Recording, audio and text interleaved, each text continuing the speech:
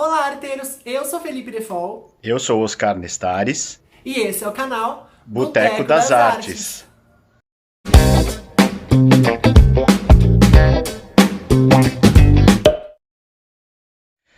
Eu sou escritor e pesquisador da literatura de horror, com uma coletânea de contos publicada em 2016, um romance chama Horror Adentro, a coletânea, o romance Billy Negri em 2017. E pesquisador, eu estou concluindo meu doutorado pesquisando a literatura de horror. Também sou tradutor. E eu também sou colunista da revista Galileu, para a qual eu escrevo sobre literatura de horror e arredores. Arteiros, em tempos de coronavírus, de Covid-19, eu trouxe o Oscar Nestares aqui, só que a gente tá online. Então vocês vão acompanhar entrevistas de uma maneira um pouco diferente para que cada um fique em sua casa, tá? Vou pedir para você já deixar seu like aqui embaixo. Se for novo por aqui, se inscreve no canal também. Bom, galera, e o Oscar tá aqui hoje para falar do Edgar Allan Poe. Vamos começar, Oscar pode apresentar o Poe para todo mundo. O Edgar Allan Poe, acho que dispensa apresentações, mas ainda assim é sempre bom a gente reapresentá-lo, né? Pensar na biografia dele, pensar em quem foi essa figura fundamental, não só para a literatura fantástica, para a literatura de detetives ou detetivesca, mas também para a arte no geral. Esse autor estadunidense, norte-americano, nascido em janeiro de 1809 em Boston, falecido em outubro de 1849 em Baltimore, de vida muito trágica, de vida, uma situação, enfim, uma biografia muito dramática, mas que é fundamental por alguns motivos. Fundamental, eu digo central, né, exerce um papel essencial por alguns motivos, né? Posso listar alguns deles aqui, mas o principal, eu acredito, e aí particularmente como um pesquisador de horror, da literatura de horror, e como um escritor da literatura de horror, olhando para Poe como uma espécie de arquiteto, de alguém que pensou os efeitos estéticos, né, quer dizer, aquilo que uma obra literária causa nos leitores, nas leitoras, de uma forma muito minuciosa, muito racional, muito esclarecida. E não só o fez, como ele deixou textos a respeito disso. Então, muito antes de se pensar na literatura de horror, de se teorizar sobre a literatura de horror, que isso acontece mais ali na segunda metade do século XX, a gente está falando do começo da primeira metade do século XIX, e Poe já estava pensando, né, nesse efeito que as histórias têm que causar nos leitores, né? Então ele já tinha um domínio completo sobre essa construção literária, essa construção artística. E isso é fundamental porque é um autor refletindo sobre a própria obra, né? Ele faz isso com um ensaio específico do qual a gente pode falar em algum momento, né? O Filosofia da Composição. Mas essa capacidade de Poe de criar histórias fortíssimas, muito poderosas dentro do campo do fantástico, dentro do campo do horror, dentro do campo da literatura de mistério, e não só fazer isso, mas deixar uma espécie de mapa, né, de manual de uso, de construção de histórias assim, para outros autores, enfim, para quem veio a seguir. Então Poe é uma referência de entre 10 autores de horror, isso não tenho dúvida, né? Poe está sempre na cabeceira dos maiores que vieram depois, e das maiores também, mas também de críticos literários. Poe ele expande essa reflexão sobre a literatura para outros campos que não só o da ficção, né? Então é uma figura que permanece muito atual, por conta de algumas teorias, seja a respeito da brevidade do conto, que o conto, uma história, né, um texto, ele não pode ser muito extenso, a ponto, assim, sob o risco de se perder ali a atenção do leitor, de o leitor se dispersar ao longo daquela leitura. Poxa, isso é muito atual, né? Não só também por ter sido o criador das histórias de detetive, né? Poe é o primeiro autor a utilizar um personagem específico para resolver diferentes mistérios, que é o detetive Dupin, que aparece em 3 contos de Poe, quer dizer, bem antes do Sherlock Holmes, de Conan Doyle enfim, de outros detetives muito famosos que surgiram, e por uma série de outras questões. Então Poe permanece, Poe sobrevive por todo esse conjunto, né, se é que a gente pode resumir bastante aqui numa primeira resposta, mas esse conjunto de características, de atribuições que permanecem muito vívidas, muito importantes para a arte no geral. E Oscar, conta pra gente então como que foi a infância e a juventude do Poe. Foi bem atribulado, na verdade, né? Fala um pouquinho pra gente. Sim. Poe, desde o nascimento, teve um contato muito intenso, muito íntimo com a tragédia, e principalmente com a morte. Nós falamos aí, ele nasceu de um casal, ele era o segundo filho de um casal de atores, né, de atores de teatro, saltimbancos, por assim dizer, né, quer dizer, eram de trupes de teatro que viajavam. David Poe, casal de atores, David Poe e Elizabeth Arnold. O pai desaparece em circunstâncias pouco conhecidas, não é assim, pelo menos o biógrafo principal de Poe, que é o Arthur Hobson Quinn, não apresenta ali, ele só supõe, né, o que aconteceu com o pai dele, que aparentemente fugiu para a Escócia, não se sabe se ele morreu pouco depois, tinha problemas com bebida, que é algo que vai afetar o Poe ao longo de toda a vida.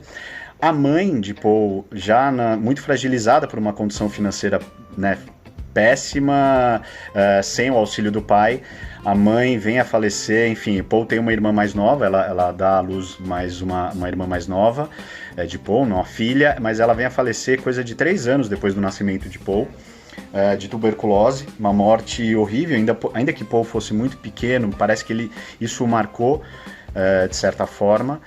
E porque eu acompanho a figura principalmente da mulher frágil, né? Daquela mulher muito associada à morte, que é por conta da mãe, e outras circunstâncias que a gente vai ver ao longo da vida dele, por paixões de Poe, né? de mulheres pelas quais ele se apaixonou, que vieram a falecer, enfim. Mas é uma vida marcada pela tragédia desde cedo.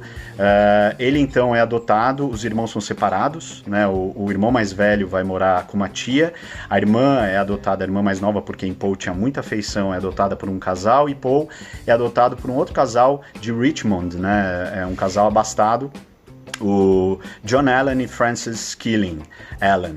Por isso Edgar Allan Poe, né? O Poe é o nome dos pais verdadeiros, e os pais adotivos, Allan, ele assume esse sobrenome. O pai adotivo era um comerciante de tabaco próspero, né?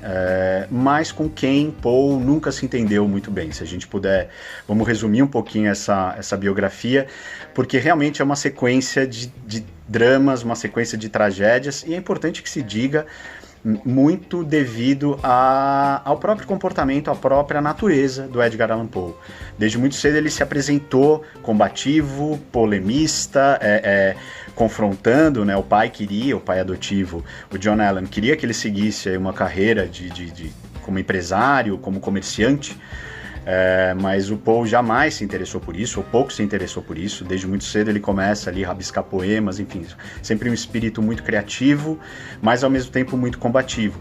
Então ele tem esses conflitos com o pai, com a mãe adotiva ele se dá muito bem, né? Eles têm uma relação muito, muito boa, mas eles têm esses conflitos e, enfim, Poe vai cursando, vai entrando nas escolas, mas enfrentando problemas. Ele acaba entrando na faculdade de West Point, se não me engano, na Universidade Militar. Queria seguir carreira militar, mas não é capaz. Ele enfim, ele assume dívidas com jogos, já começa a beber, e o pai adotivo mandando cartas para ele, falando: olha, eu não vou pagar suas dívidas, eu não vou pagar isso aí que você está contraindo de dívida. E às vezes nem eram dívidas, o Poe ele ficava sem dinheiro mesmo para comprar comida, né, na universidade. Então esse conflito que sempre houve entre os dois, finalmente em um dado momento eles vão se separar para sempre, né? Principalmente depois da morte da mãe adotiva, Frances Keeling Allan, o que afetou demais o Poe. Ele não conseguiu chegar, ele estava na universidade, ele não conseguiu chegar a tempo de dar um adeus, né? A mãe já estava muito doente, mas se despedir dela. E pouco depois, o pai adotivo casa com uma mulher muito mais jovem, que dá à luz a duas crianças, filhos verdadeiros, né? Quer dizer, filhos dele mesmo, e por conta disso... Oi? Biológicos. Biológicos. Filhos biológicos verdadeiros, não, né? Imagina, o filho adotivo é um filho verdadeiro também. E filhos biológicos enfim, isso faz com que ele não precise deixar nada ao Paul. Paul deixa de ter qualquer vínculo ali, ele recusa qualquer herança ao filho, a quem ele chamava de o coração mais negro, né? O pai, o John Allan, tem algumas cartas registradas que ele se referia ao Edgar Allan Poe como o coração mais negro existente e tal. Era uma relação muito conturbada mesmo.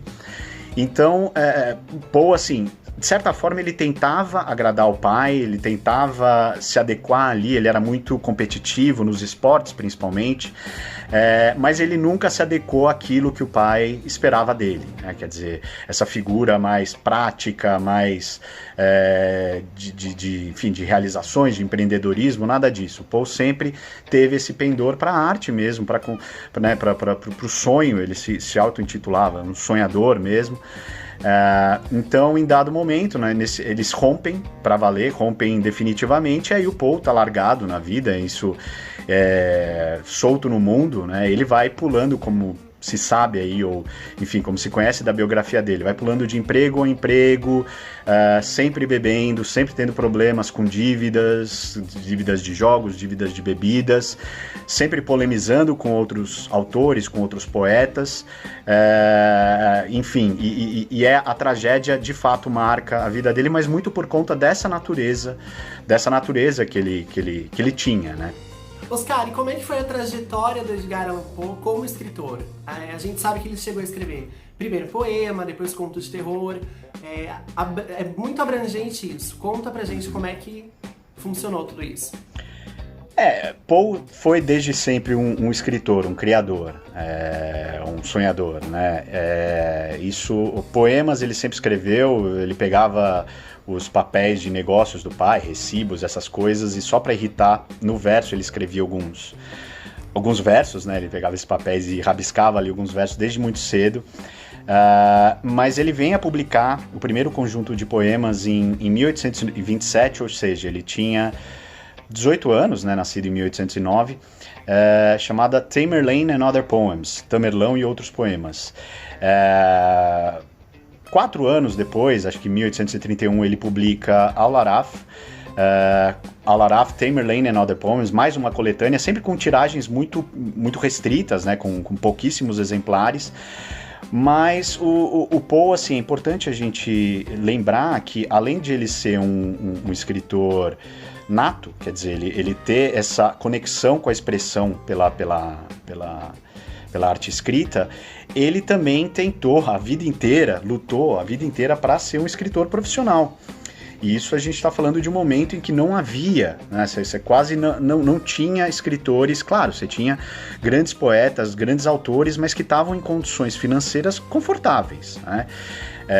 A maioria deles, pelo menos. O Poe não tinha o oposto disso, ele não tinha condição, não tinha vinténs nenhuns, né? Porque, como você sabe, o pai adotivo tinha essa condição, rompeu com ele.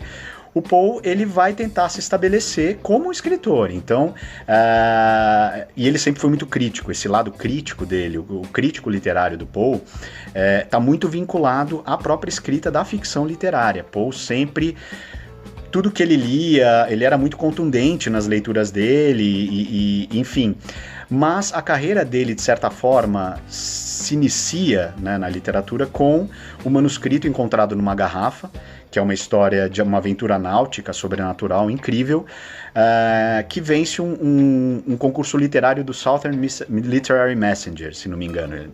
Ele vence esse concurso com esse conto, ganha algum dinheiro ali, e com esse prêmio ele é convidado a trabalhar no próprio Southern Literary Messenger, que é um periódico, enfim.